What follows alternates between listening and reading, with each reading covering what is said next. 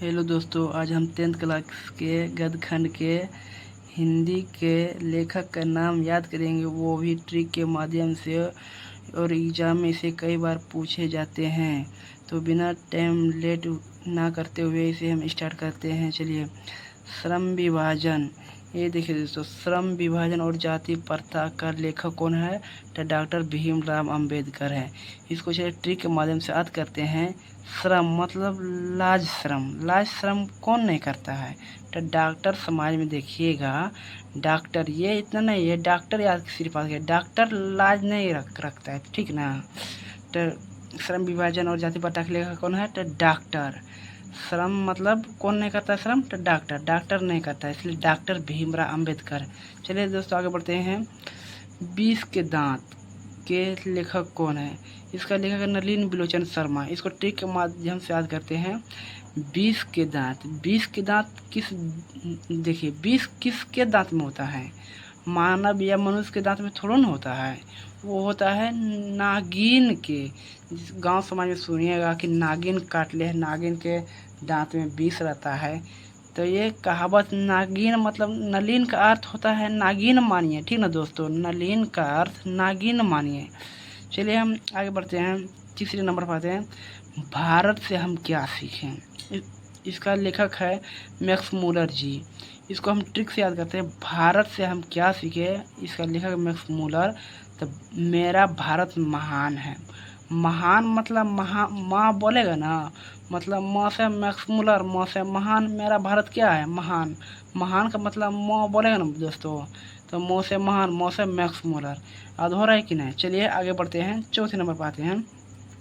नाखून क्यों बढ़ते हैं? इसका लेखक है हजारी प्रसाद द्विवेदी जी। चलिए इसको हम ट्रिक के माध्यम से याद करते हैं। देखिएगा, गांव समाज में एवं अब शहर में भी होता है कि महिला समाज में देखिएगा कि नाखून में वो लोग हजारों रुपये की खर्च करते हैं, उसे रंगने उंगने में, कलर करने में। कितना रुपये? 1000 रुपये के। किस में? नाखून में। कितने रुपए खर्च करते हैं? 1000 रुपये। इसलिए हजारी प्रसाद द्विवेदी जी। चलिए 5वें नंबर पर आते हैं, जिसका लेखक है बहादुर का। बहादुर का लेखक है, चलिए बहादुर का मत सोचता है कि हम अमर हैं, हम लड़ाई झगड़ा करते हैं और हम किसी से डरे नहीं हैं, हम अमर हैं। बहादुर समझ के क्या सोच रहा है कि हम अमर हैं। चलिए दोस्तों आगे बढ़ते हैं, 6ठे नंबर पर आते हैं। नागरी लिपि। नागरी मतलब समझिए गांव नगर। गांव नगर, नगर में गुण वाले लोग होते हैं, गुणवान लोग होते हैं, इसलिए नागरी। नगर नागरी मतलब गांव नगर, ठीक ना दोस्तों। गांव नगर में कौन से लोग रहते हैं? गुण वाले लोग, इसलिए गुणाकर मूल्य। चलिए आगे बढ़ते हैं। परंपरा का मूल्यांकन। इसका लेखक है रामविलास शर्मा जी। चलिए परंपरा, जैसे रा आएगा ना दोस्तों, रा मतलब रामविलास रामविलास शर्मा। दोस्तों रामविलास पासवान बोला रहा था। चलिए, परंपरा का मूल्यांकन कौन है?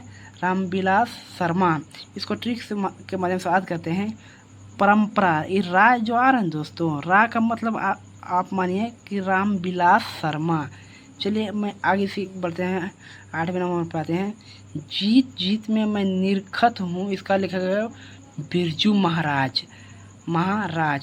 तो जीत जीत, युद्ध में देखिएगा दोस्तों, कौन जीतता है?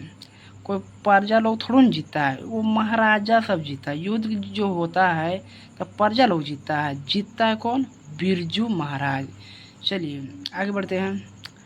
अवनियों का लेखक है अशोक वाजपेयी। अवनियों, शुरू में भी ओ है, यहाँ भी ओ है, ओ से अवनियों, ओ से अशोक वाजपेयी, ठीक है दोस्तों। चलिए 10वें नंबर पर आते हैं।